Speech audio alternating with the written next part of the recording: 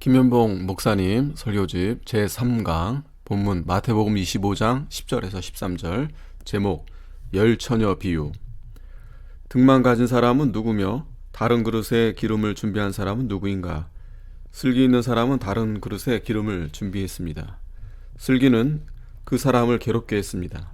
한 손에 등을 들기만 해도 수고스러운 일인데 다른 손에 기름통을 들게 되니 더욱 괴롭습니다.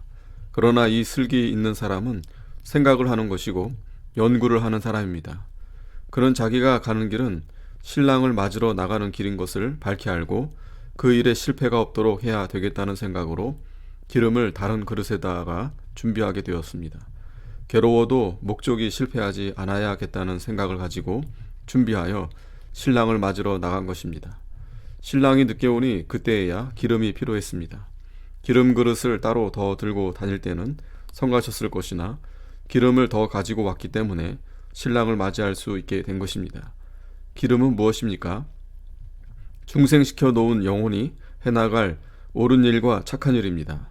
이 기름을 성령이라고 하면 등불이 꺼져가매라고 하였으니 미련한 처녀의 등불도 켜져 있었으니 성령도 꺼져갈 수가 있겠는가가 문제입니다. 다 졸며 잘새 잔다는 것은 아무 일을 못하고 있는 것입니다. 등불은 무엇을 보고 아는 것입니다. 열처녀는 믿는 사람을 가리킵니다. 믿는 사람은 중생한 사람입니다. 그러므로 등불은 중생한 신자를 가리킵니다.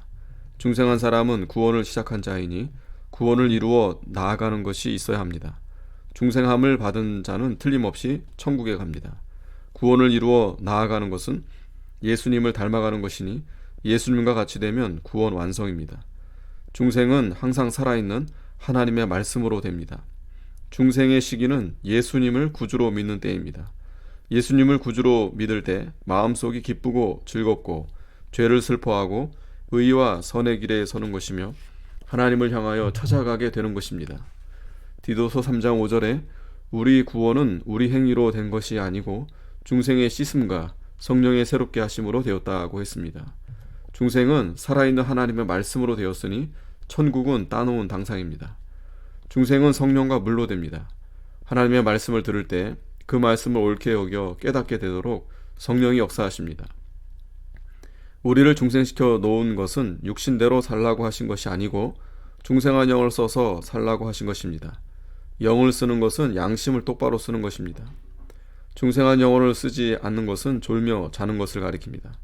등불은 심령을 가리키는데 슬기 있는 다섯 처녀는 중생한 영혼을 써서 양심을 똑바로 써서 살았고 미련한 다섯 처녀는 중생한 영을 쓰지 않아서 도리어 무지러지고 졸아들게 되었다는 것입니다. 미련한 다섯 처녀는 지옥에 가지는 않았습니다.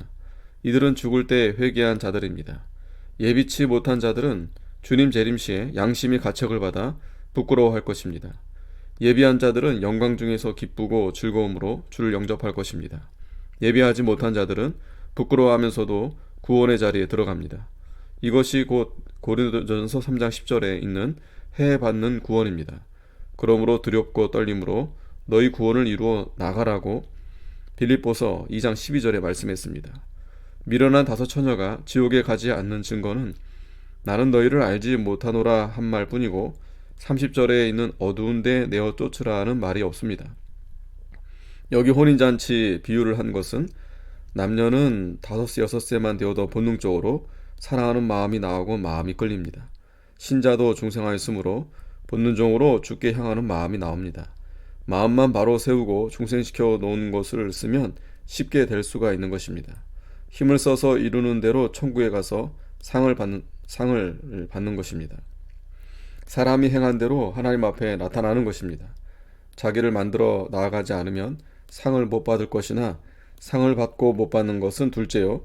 예수님의 일을 결단내는 것이 더 못할 일입니다. 아멘.